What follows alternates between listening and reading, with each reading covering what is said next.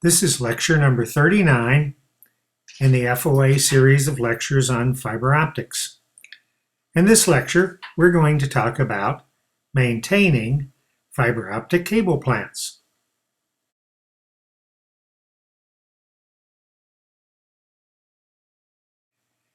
Here at FOA, when we talk about, quote, maintaining a fiber optic cable plant, we mean keeping it reliable. And that involves building the network properly, then putting everything behind locked panels and only allowing access to trained personnel. Basically, connect up the system and don't touch it unless you have to.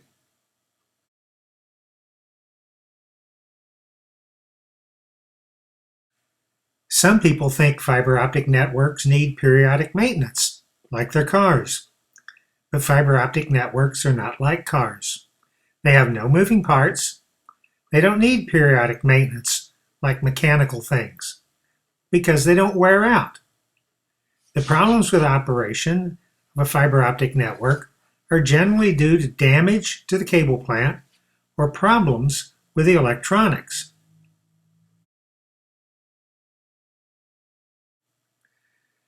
Most network equipment today monitors itself. Many transceivers have power and/or bit error rate monitors to find errors or problems in the link. Software monitoring the network can indicate problem links. What you should think more about is the restoration and repair, not the maintenance. And by the way, on those racks of patch panels, the signs say, "Caution, caution, live traffic."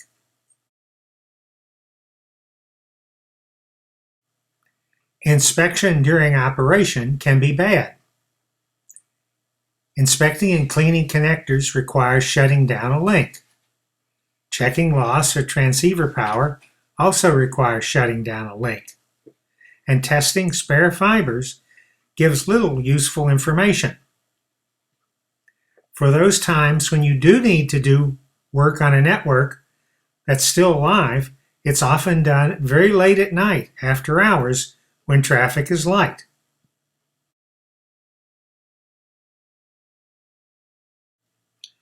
What you should do is design and build your links with reliability in mind.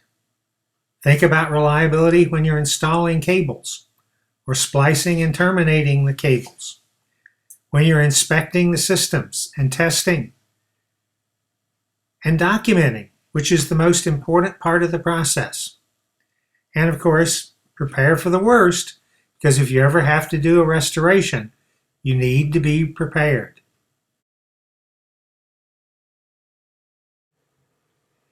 During cable installation, you need to consider the routing of the cable and make sure the cables are installed properly. Underground cables should be buried deep enough to prevent dig-ups. In some countries, they're required to be buried as deep as 1.5 meters. And the locations of all cables and conduits should be marked carefully. Use bright colored ducts, so like when a backhoe starts digging it up, there's a chance they may see it and stop before they break it. Install aerial cables under proper stress limits, considering, of course, the environment. And if, for example, the cable might be covered with ice at some point. Observe all limits on pulling tension and bend radius. Protect your cables, both now and long term.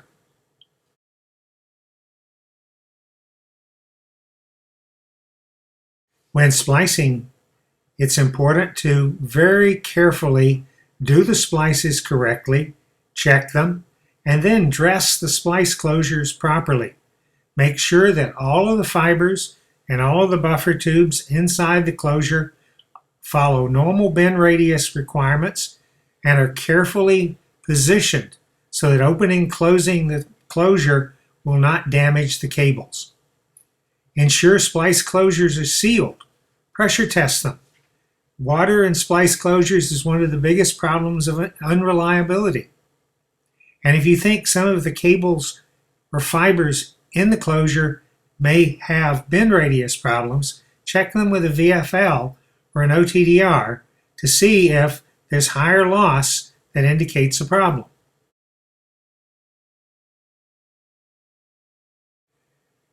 You should place connectors and splices in enclosures that can be locked and restricted to authorized personnel. Remember that earlier slide with the racks that say caution, caution, live traffic?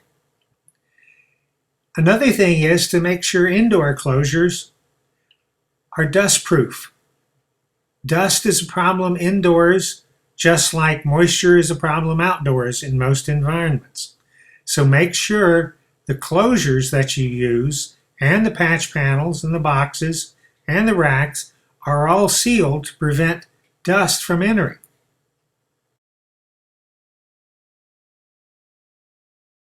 One of the best signs of a cable plant that's likely to be reliable is you can look at it and see it was installed in a neat and workmanlike manner, not like the one shown in the picture.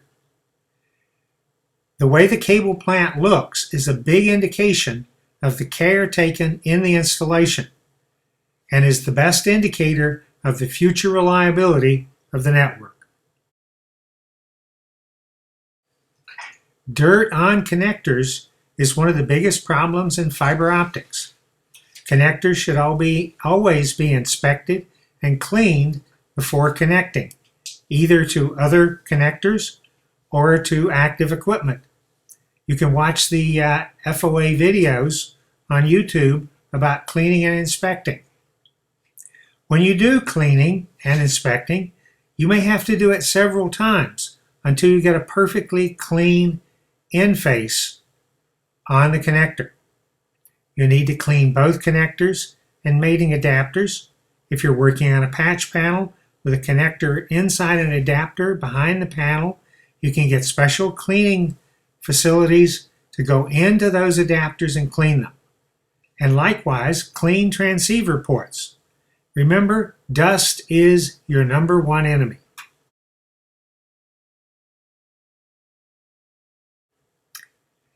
After a complete system is installed, the cable plant should be fully tested and the loss measured should be checked against the loss budget for that link that was developed during the design phase.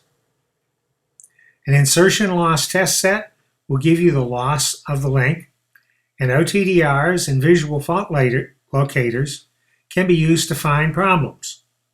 You want to find and fix high loss components, components with high reflection, or loss due to bending or other stress, because all of those can be indicators of future problems in reliability.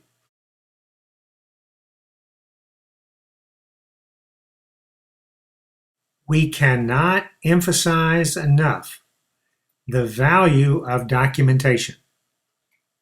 You should keep records for your troubleshooting, where the cable is run, the location of splices and terminations, the kinds of components used in case you have to get more to replace it.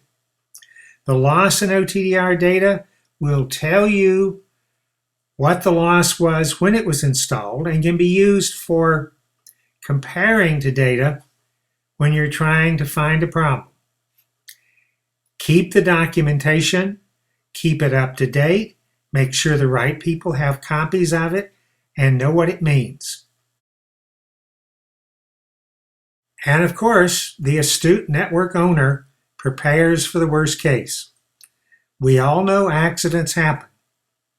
Good markings, particularly on things like underground cables, can help prevent problems.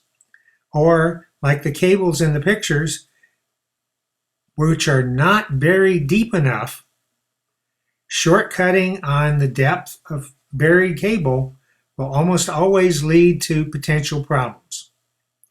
If you do have a problem, you have your documentation, you know what the components are, or you can have components already stocked for replacement, and you need trained personnel. And with those three factors, you can restore a network relatively quickly. So that's what we recommend for maintaining fiber optic networks.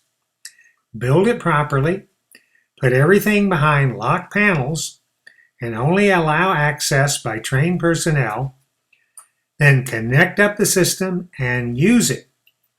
Let the network monitoring electronics tell you how it's operating, but don't touch it unless you have to.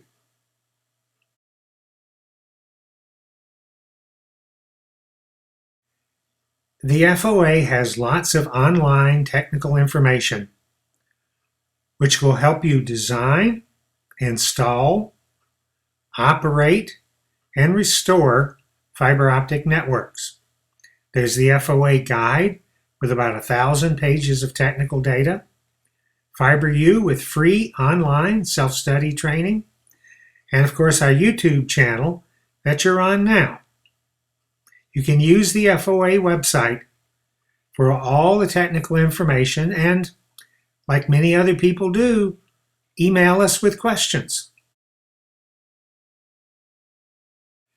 We're the Fiber Optic Association, the international nonprofit professional society of fiber optics.